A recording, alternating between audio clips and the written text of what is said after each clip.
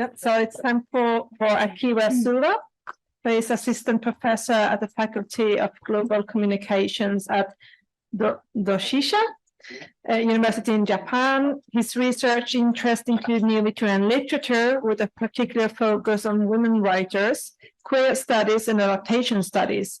His recent publication is Heterotopic Potential of Darkness, Exploration and Experimentation of Queer Space in Sarah Watts' Neo-Victorian Trilogy, which appeared in Humanities 22 special issue Neo-Victorian Heterotopias, which he has also co-edited together with Mary-Louise Kolk and Elizabeth Ho. And he is going to talk, Subverting the Heteropatriarchal Voice in Lyndsay Turner's Tipping the Velvet 2015. So go ahead, Akira. Thank you very much, Len, for the introduction, and thank you very much to the organizers for this wonderful event. And I'm not a theatre studies person either, but I'm learning a lot during this conference. And as Lynn kindly included one of the publications about heterotopias, I've been doing a lot with Foucault's heterotopia and how to apply that concept to New Victorian studies. And I did my PhD about Sarah Waters' historical novels and how to apply the concept of heterotopia to her novels. And in my current research, I'm trying to see if I can apply the same concept to other New Victorian novels written by women writers. And in this paper, I'm trying to, again, apply the same concept to the theatrical adaptation of Tipping the Velvet, and I hope it works. And I'm going to begin by quoting Hyman and Llewellyn too.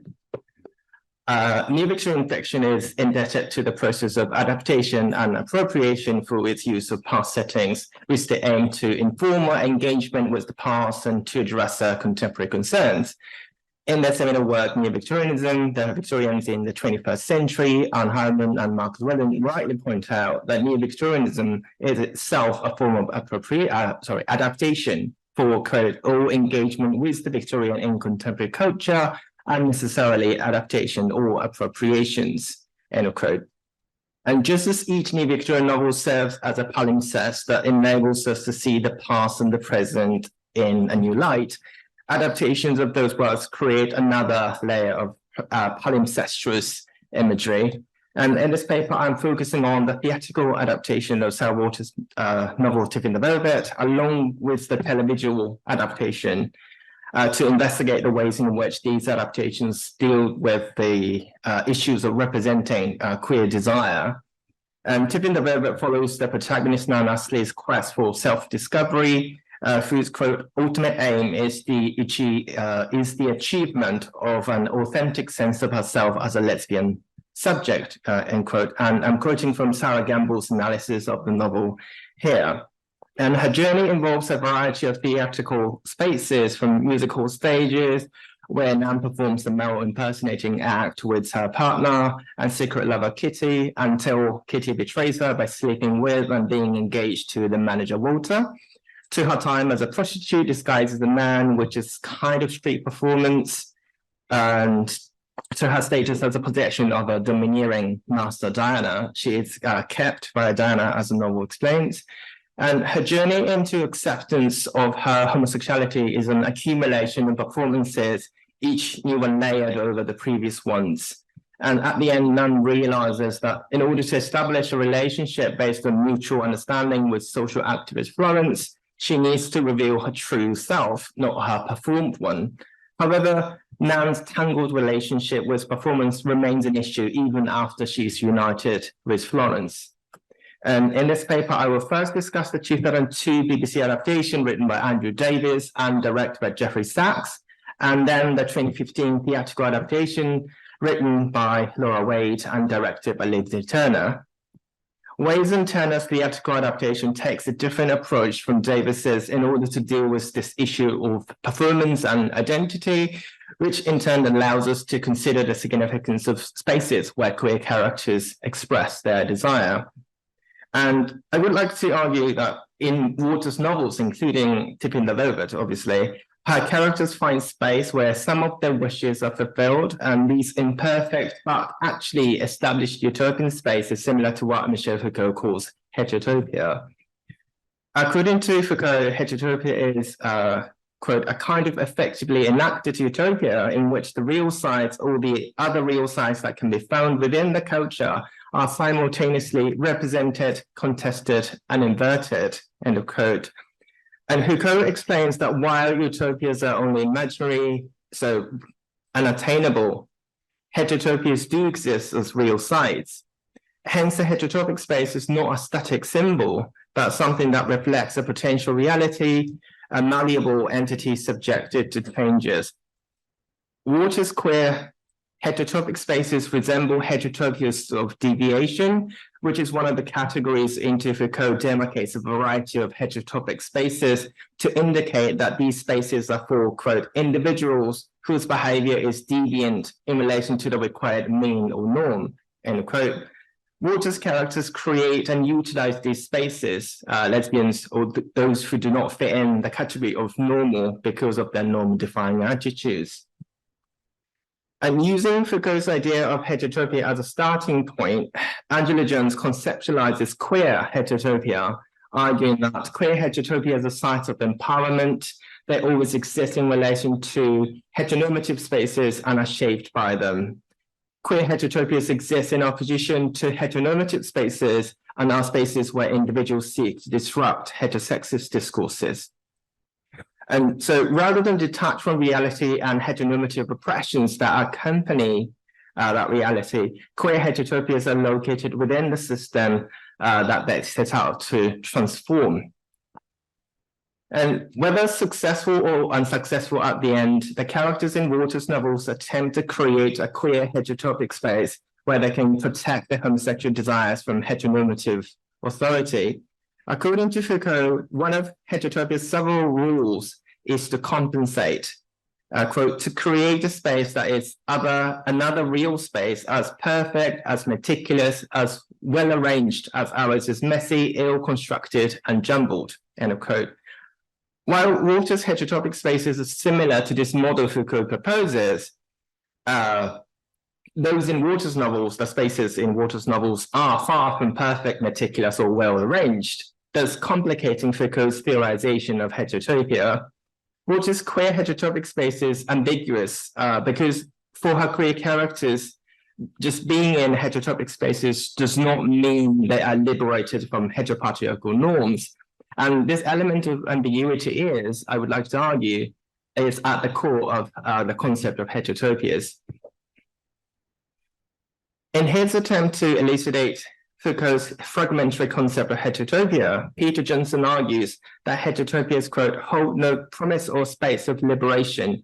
With different degrees of relational intensity, heterotopias glitter and clash in their incongruous variety, illuminating a passage for imagination.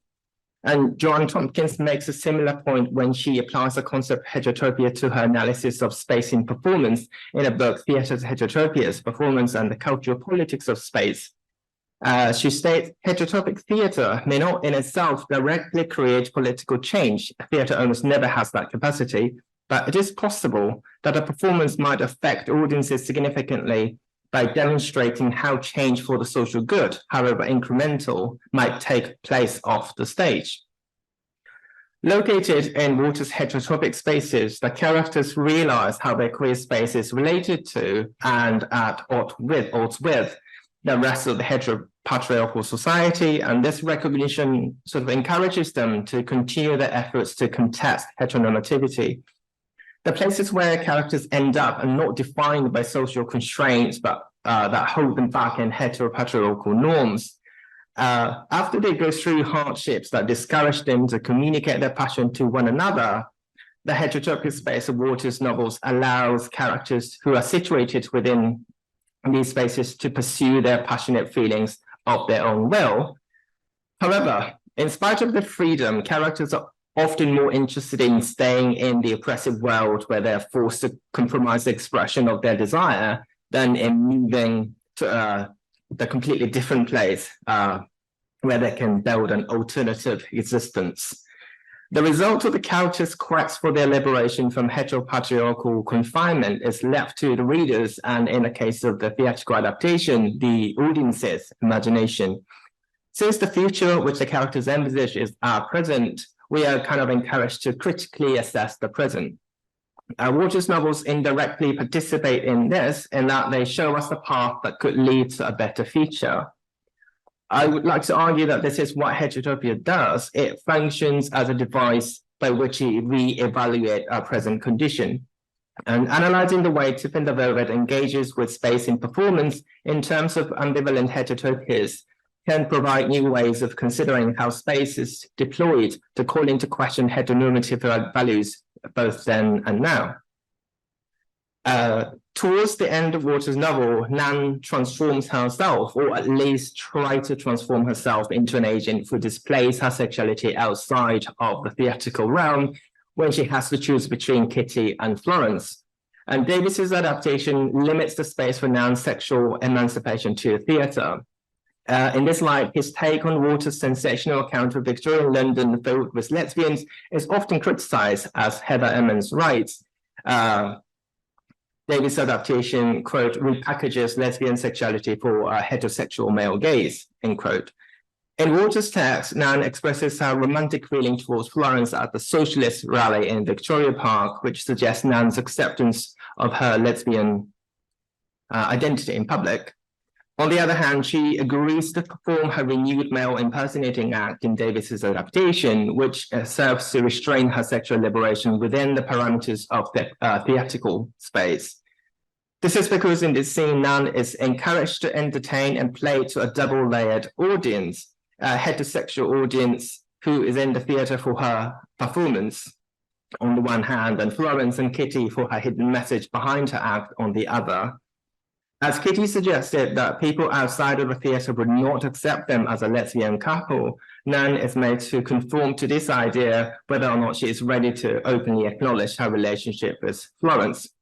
Accordingly, the meaning of the rose is altered to illustrate this difference between Walter's text and Davis's adaptation. And at the beginning of the novel, Kitty uses the rose as a plot in her male impersonating act, and at the end of her performance, she throws the rose at one of the female audience members. And at the end of the novel, Nan buys a rose from a street vendor to ask him to deliver it to Kitty as a sign of farewell. This is indicative of Nan's new position that rejects Kitty's idea that they can rekindle their former relationship if they could be, quote, only a little careful, end quote.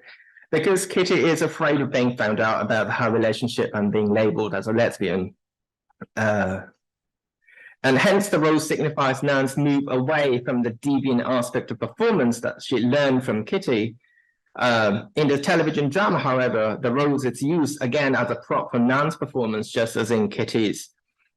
Nan uses the final part of the act in which Nan throws a rose at the member of the audience, at Florence, as a manifestation of where her heart lies. By recycling a part of Kitty's act, Nan remains trapped in the notion of the theatre as the only place to claim her homosexuality. Also, Florence's position in this scene resembles that of Nan when she was a naive audience member just waiting for Nan to make a move. This threatened to reduce Florence's active participation in her relationship with Nan. And it becomes possible to argue that Nan obtains her sexual liberation by assuming Kitty's position in Davis' adaptation. Therefore, in a sense that it's different from the original text, she's still, quote, repeating other people's speeches, end quote. And whilst in Walter's text, Nan's move from a nightlife in the shadows of deviant sexuality to the final scene in broad daylight serves as a metaphor not only for the history of female homosexuality in the Victorian period, but also for a discovery and recognition of the formerly unrepresented lesbian figures, as Barbara Schaff points out. Nan's solo act in Davis's adaptation constrains her yet again to theatrical performativity. By making Nan use her former relationship with Kitty as a template, Davis heterosexualizes Walter's text, diminishing the significance of Nan's agency. On the other hand, Lyndsay Turner's and Laura Ray's theatrical adaptation of Tiffin the Velvet takes a different approach to depict Nan's departure from the theatrical world. What's interesting about this theatrical adaptation is the presence of the chairman who serves as a narrator. He's also a tour guide for the audience who introduces the history of lyric Hammersmith Theatre, where the play was first performed, and set the scene for the audience when Nan moves to a new location in the story.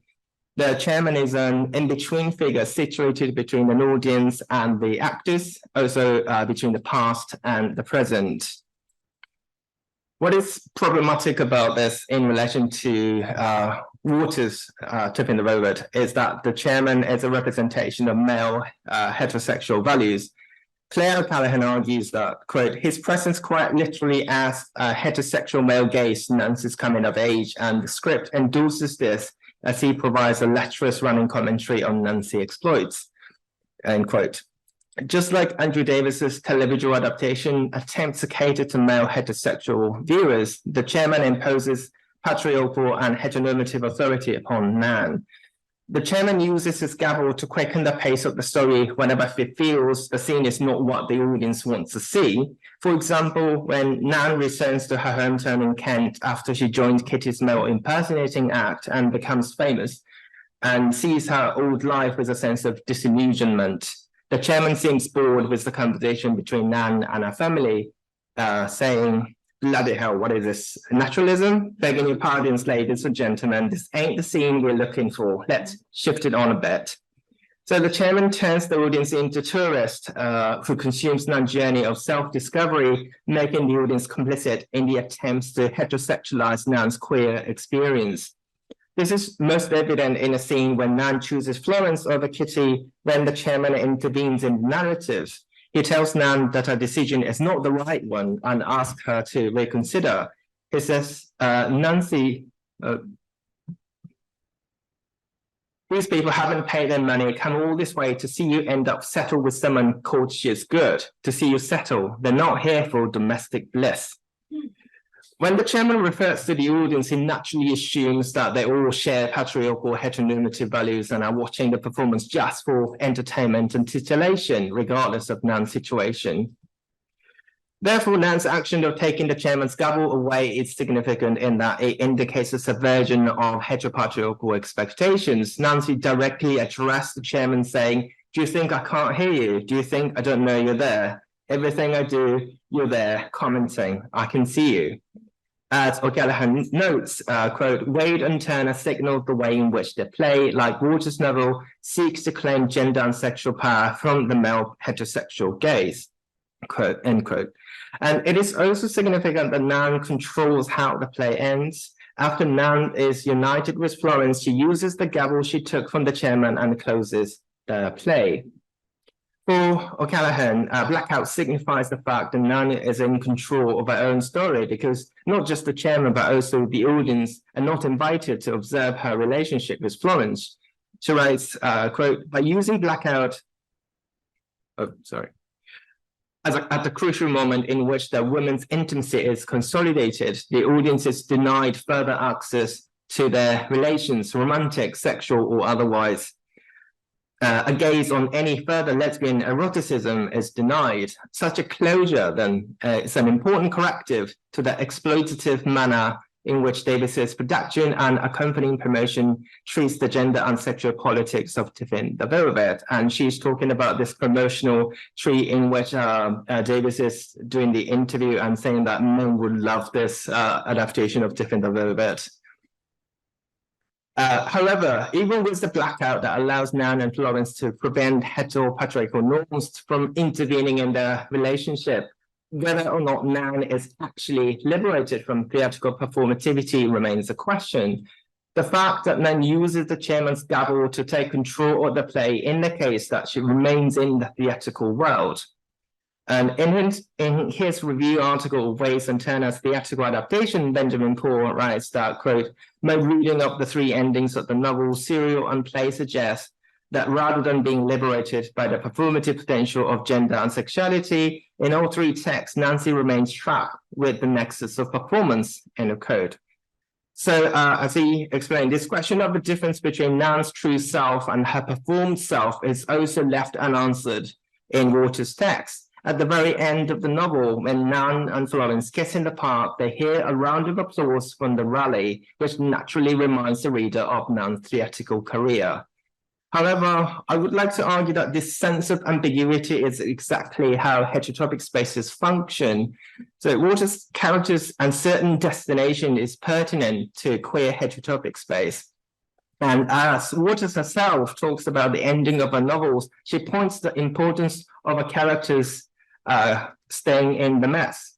She says, "We have to live with mess, we have to live with muddle. I wanted my novel to say, yes, the world is messy and we do have to live with mess. And if we can't bear mess, that's at our own peril." The Waters' attitude in favor of our characters continuing to struggle in the oppressive situation in search for a better future is supported by Judith Halberstam, who argues in The Queer Art of Failure that under certain circumstances, failing, losing, forgetting, unmaking, undoing, unbecoming, not knowing, may in fact offer more creative, more cooperative, more surprising ways of being in the world. Thank you. Rather than being liberated into utopian space, the queer characters wish to remain in ambivalence. Although the degree of hopefulness varies, Waters' novel and Wason Turner's theatrical adaptation presents a vision to what Kevin Hetherington calls alternate ordering, which functions to organize the world slightly differently. The ambivalent potentiality of creating queer heterotopic space or staying in the mess, to quote Waters, in Tipping the Velvet subtly invites us to imagine beyond the ending of the story so that we can examine the influence of queer heterotopia on our present moment. Thank you.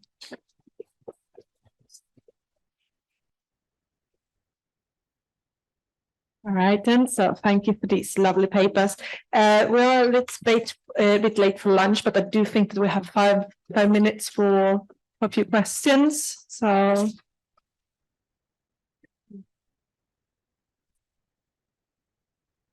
Any questions, comments from the floor?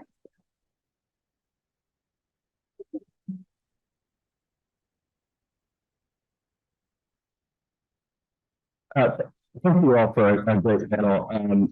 This is going to be a long-winded question. I apologize, but all of the first panel and the keynote and all of this, I think, are in dialogue in interesting ways. So one thing I was taking away from the keynote was maybe the limits of theater kind of representing multiple points of view, and what the first panel was talking about, kind of the heterogeneity of the assemblage and the network, and this panel is thinking about ways theater is sometimes using technologies, sometimes using doubles, sometimes thinking about theater as a heterotopic space, that it opens up the possibility of theater to provide those different perspectives. So I'm wondering I think this is a question that sort of, if it's a question, sort of links all these papers in interesting ways. And I maybe, Victoria, if you could start first, just to think about the role of technology in enabling those different perspectives and points of views.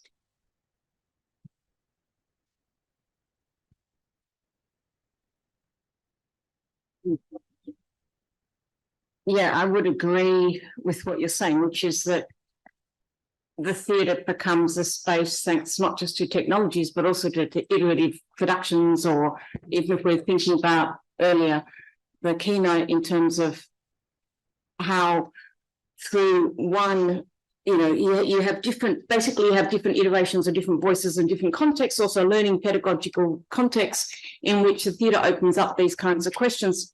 But is your question about the theory coming into theatre, or is it about the theatre enabling the kind of, yeah?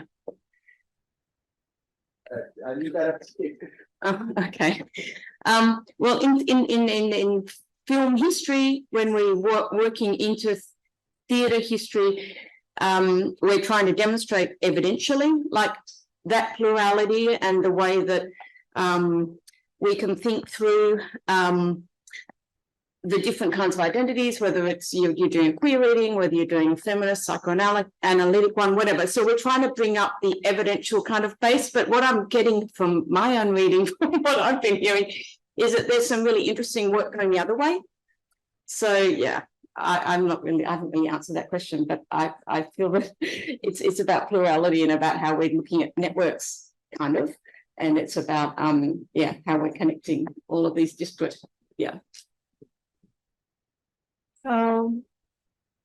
Any more questions? Right, so Laura. I've got just a very brief question on work. Thank you very much for your papers. On the idea of that piece that you mentioned in your paper. Piece that you mentioned in your paper, is this a term that I have backgrounds for this, and maybe I'm just asking a question which is obvious, but is this something which has only been applied to the context that you have been talking about, or has this also been applied to the career of actors, of male actors? So far of women, just because there's so much literature and so much information available on men. And so if we can look productively, especially at theatrical women, whether they're writing or performing or however you're going to define that, then we can look at the arc of a career and integrate stage and screen and photography and often painting and costume and a whole lot of things. Otherwise, if we start looking, as you can in the theatre, I think you can go and do a deep dive into a text and explode it outwards. We can't in film, so we need to be looking at a longer arc of a career. So careerography becomes like historiography, which allows for the late 19th century actress to be restaged across media, across time. And I can speak at a forum like this because of that, because I can look backwards. It goes backwards and forwards, yeah. And it's useful, yeah. Okay, thank you. Thank you very much. Kate, has a question? Yeah. I think one more question. Thank you.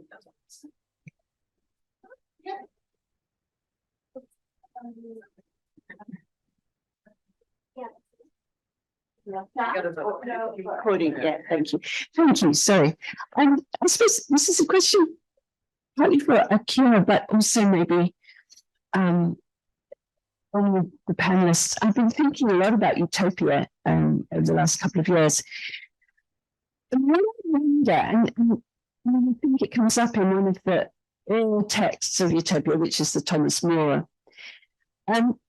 What happens when utopia is not progress? And I suppose the bigger question is, what happens when historical change is not necessarily progress? And I wonder if this is a very 2020s question about the world. But is there something to say about utopia not being progress? I think it's kind of related to what Benjamin said in the Q&A of your keynote, and we have to keep thinking about, like, is this progress after leaving the theatre?